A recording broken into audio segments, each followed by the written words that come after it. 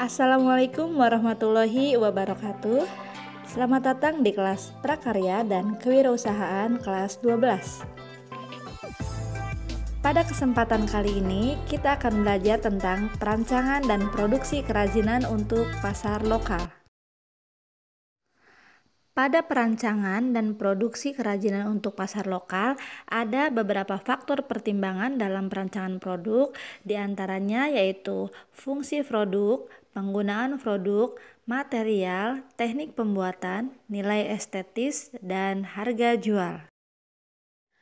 Pada perancangan dan produksi kerajinan untuk pasar lokal, ada beberapa tahapannya. Yang pertama, pencarian ide. Yang kedua, rasionalisasi. Yang ketiga, prototyping atau membuat studi model. Yang keempat, yaitu penentuan desain akhir.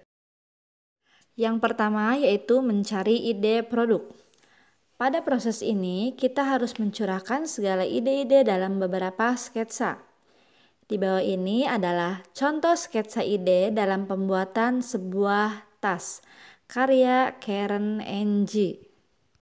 Yang kedua yaitu rasionalisasi, yaitu proses pengevaluasi ide-ide yang muncul dengan beberapa pertimbangan teknis, di antaranya fungsi produk, material, teknik produksi, proporsi, dan ukuran produk sesuai dengan penggunaannya.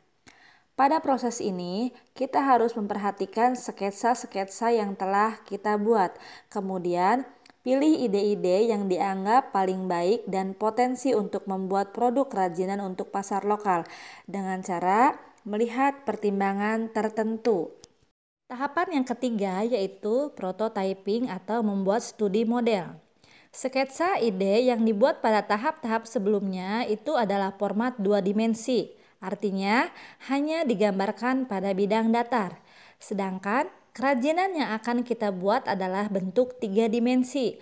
Maka dari itu, pada tahap ini kita akan melakukan dalam format 3 dimensi, yaitu dengan studi model. Studi model dapat dilakukan dengan material sebenarnya maupun bukan material sebenarnya. Jadi material sebenarnya itu adalah material yang akan digunakan pada produk kerajinan tersebut dengan alat bantu yang dapat digunakan yaitu gunting, cutter, lem, selotip, dan lainnya. Tahap yang keempat yaitu menentukan desain akhir. Penetapan desain akhir ini dapat dilakukan melalui diskusi atau evaluasi.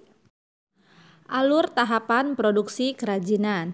Yang pertama itu adalah proses pembahanan, dilanjutkan dengan proses pembentukan. Pada proses pembentukan, bahan baku itu tergantung pada jenis materialnya, dibentuk sesuai yang diinginkan. Kemudian, tahap selanjutnya yaitu proses perakitan. Proses ini dilakukan apabila produk yang dibuat itu terdiri atas beberapa bagian.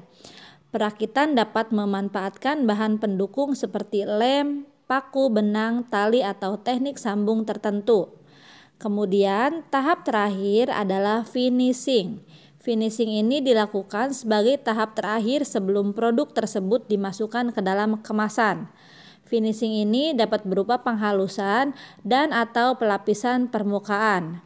Finishing juga dapat berupa pelapisan permukaan atau pewarnaan agar produk yang dibuat itu lebih awet dan lebih menarik. Metode produksi dan keselamatan kerja. Produksi dapat dilakukan dengan 2 metode.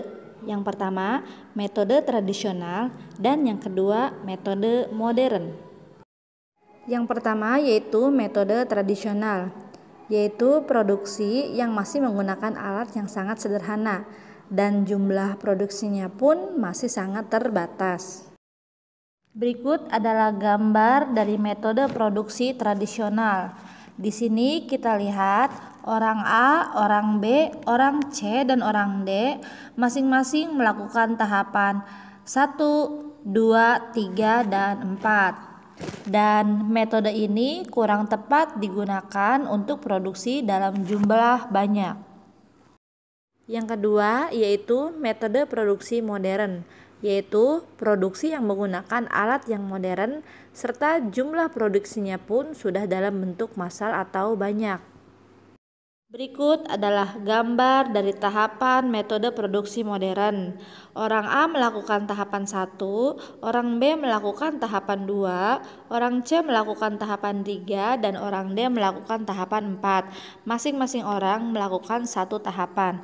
Kemudian, pemanfaatan metode modern lebih efisien dalam penggunaan waktu, sehingga sesuai untuk produksi dalam jumlah banyak. Kelancaran produksi juga ditentukan oleh cara kerja yang memperhatikan K3, kesehatan dan keselamatan kerja. Upaya menjaga kesehatan dan keselamatan kerja dibuat berdasarkan bahan, alat, dan proses produksi yang digunakan. Selain alat keselamatan kerja, yang tak kalah penting adalah sikap kerja yang rapi, hati-hati, teliti, dan penuh konsentrasi. Sikap tersebut akan mendukung kesehatan dan keselamatan kerja.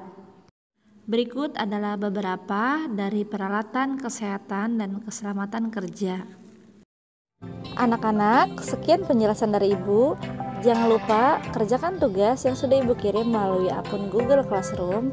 Terima kasih. Wassalamualaikum warahmatullahi wabarakatuh.